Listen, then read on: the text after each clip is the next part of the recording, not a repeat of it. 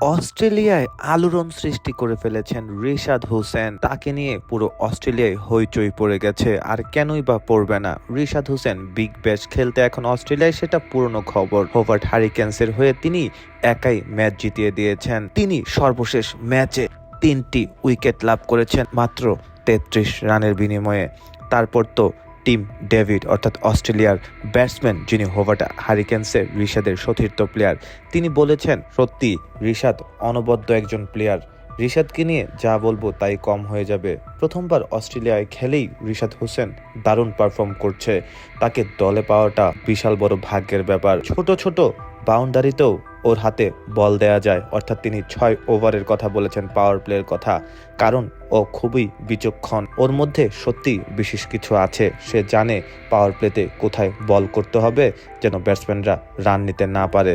অর্থাৎ সব মিলিয়ে রিশাদ হোসেনের ভূয়সী প্রশংসা করেছেন টিম ডেভিড, যিনি নিজেও একজন বিধ্বংসী ব্যাটসম্যান, সারা বিশ্বে খেলে বেড়ায়। রিশাদের এরকম পারফরমেন্সে অভিভূত সবাই। প্রত্যেকটা ম্যাচেই তিনি খুব ইম্প্যাক্ট ফেলছেন। সত্যি রিশাদ প্রথমবার বিগ ব্যাশ খেলে যেই সুনাম অর্জন করেছেন, সেটা কিন্তু বিশাল একটি ব্যাপার।